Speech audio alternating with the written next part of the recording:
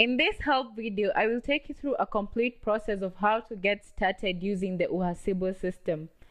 After you have signed up on the website, you are then going to get an email notification. The email will consist of your company ID, your login email, and your password, and a few of other details that are going to help you while getting started in the system. Follow the website link to the website for you to be able to log on to the system.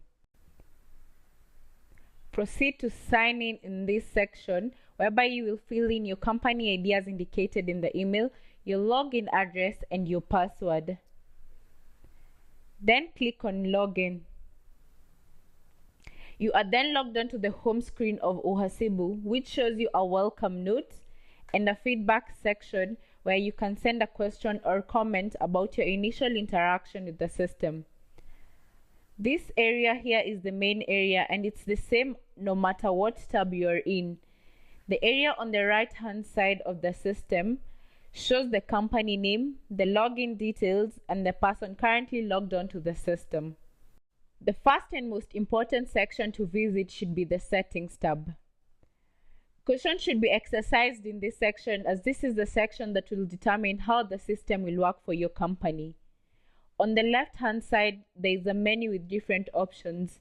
Start by first configuring the company information, where you will include the company name, the company address, and the company's current logo. This logo will show on all the documents sent out from the system.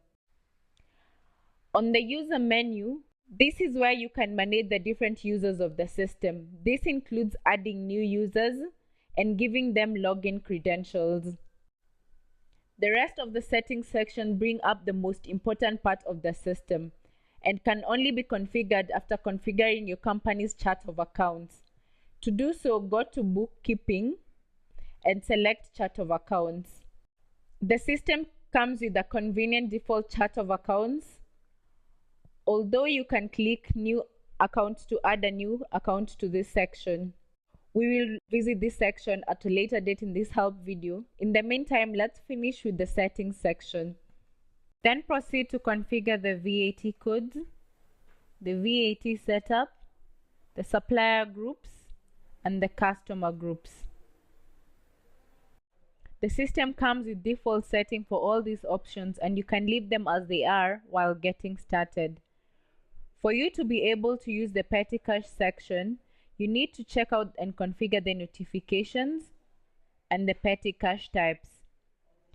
Before you can be able to start sending out any invoices, you need to first check out the sales settings section. First configure the settings, then the payment terms, the work types, and finally the processes. Visit our support page to view detailed videos on how to configure these two sections. The next most important tab on Uhasibu is the Bookkeeping tab. Under Bookkeeping, you have Postings, Chart of Accounts, Supplier Database, and Customer Database. This section is very important because of the Chart of Accounts. The system comes with the default chart of accounts that you could get started with, but if you need to make any changes, it's advisable that you consult your accountant or bookkeeper. This section is important as no other section in the system can function accordingly without the chart of accounts. The next tab on Uhasibu is the Petty Cash tab. This section is mainly useful to the secretaries or whoever deals with the petty cash in your organization.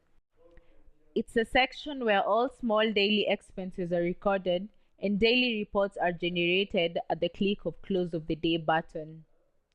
The next tab is the Sales tab. The Sales section is relevant to the salespeople. Here they can view their client database, send invoices and credit notes, remind their clients of overdue payments, check sales statistics of various months, and easily search for specific invoices.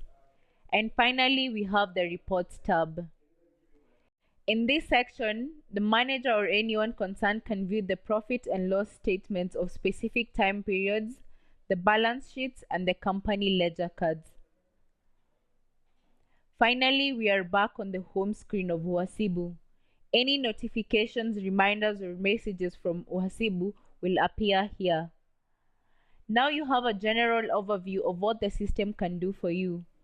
Please visit the support page of the Uhasibu website, where we have various detailed help videos about the different sections of the Uhasibu system.